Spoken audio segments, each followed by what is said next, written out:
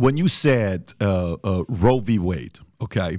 No, I'm telling you, and you said, you think this is going to happen? No, I know it's done. It's over. It's this. And it's like, what is this guy talking about? It was discouraging to a lot of people. And then, boom, it happens. Was it because in your mind you're sitting there saying, these 3 seats, presidents come and go, but these 3 seats, 6-3 or 5-4, this stays for 20, 30 years, right? When you made a comment like that about Roe v. Wade, and then right before midterms, I don't know what the timeline was, 6 weeks before midterms or whatever it was when they, made the whole thing and everybody's last June. Yeah, and it was supposed to be, a red wave, and it ended up not being a red wave because America's like, listen, man, I would have been a red wave, but this thing that you guys did, probably not. Some on the left and the right. It's not like it's just a left issue, both sides.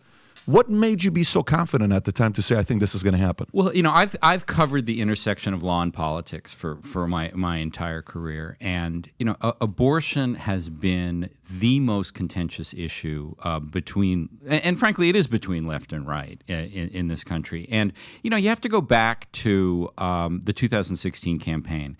And remember, Donald Trump, as a private citizen, was open about being pro-choice, in favor of abortion rights. So when he's running for the Republican nomination, he had to convince the evangelical community in particular that he was trustworthy on their issues. And so when he ran for president, he essentially outsourced the issue of judicial confirmations to a guy named Leonard Leo in the Federalist Society, and they made a list of the judges that they were that if Trump won, he was going to appoint to the Supreme Court. And those judges were all clearly identified with the anti-Roe v. Wade position.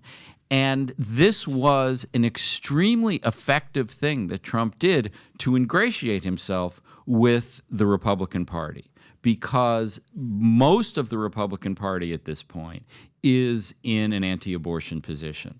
So, Donald Trump said during the campaign, if I win, I am going to appoint judges who will vote to overturn Roe versus Wade. And what I think he meant by that was, if he won, he was going to appoint judges who would vote to overturn Roe v. Wade. Yeah. I mean, literally. That's Take him at his word. And he appointed the three justices, Gorsuch, Kavanaugh, and Barrett, and they did what was expected of them. It was not any great, prediction of mine. It was just listening and watching what was going on, and it was predictable. And it's so, I know you're saying it's predictable. A lot of people on the right thought it was predictable, but why is it so many people on the left didn't see that being predictable? Well, I think Roe v. Wade was 1973. There were a lot of Republican nominees since 1973 who turned out to be supportive of Roe v. Wade. Think about it. John Paul Stevens, appointed in 1973 by Gerald Ford. Anthony Kennedy and Sandra Day O'Connor, appointed by Ronald Reagan. David Souter, appointed by George Herbert Walker Bush, all of whom wound up being pro-abortion rights on the court. So I think there was perhaps some sense that, when push comes to shove, the Trump appointees won't vote to overturn Roe v. Wade.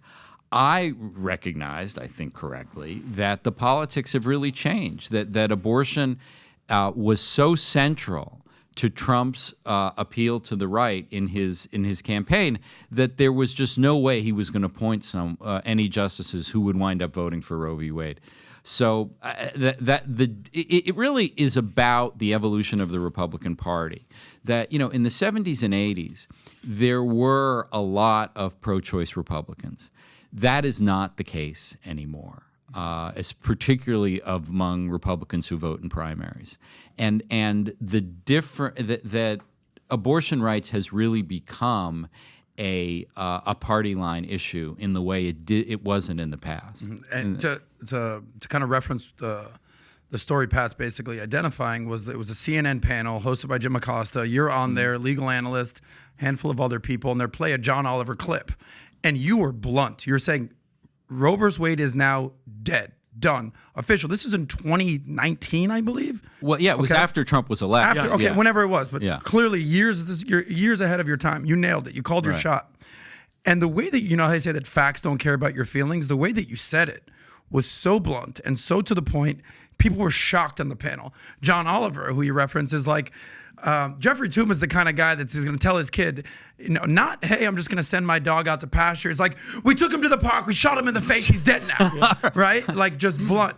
So what kind of backlash did you get from people internally in your world saying, Toobin, how the hell could you say something like that? It's offensive. Not really. I mean, I didn't get any backlash. I mean, one of the things that I think people don't understand, you know, I'm trying to remember. I mean, I worked at CNN for 20 years, so I can't, you know, account for every day. But, you know, once you establish that you know what you're talking about, people don't tell you, you know, I imagine people said, wow, you know, that was pretty definitive. You really think that's true? And, you know, frankly, one of the things I don't love about cable news in terms of my own experience there is the whole prediction business. I mean, it's very nice that you were focusing on a correct prediction that I made, but I made plenty of wrong predictions, most prominently, and one that I have thought about a lot over the years was that Hillary Clinton was going to beat Donald Trump in 2016. And ever since then, the fact that I was so wrong about that has made me very cautious about counting Trump out at any point under any circumstances. Even now. You know, I am very aware of how wrong I was in 2016. A lot of company in being wrong, but that's, you know, you know, I just think humility is really called for in terms of political predictions in this country, and you know, and that goes for 2024 as well. So if you like this clip and you want to watch another one, click right here, and if you want to watch the entire podcast, click right here.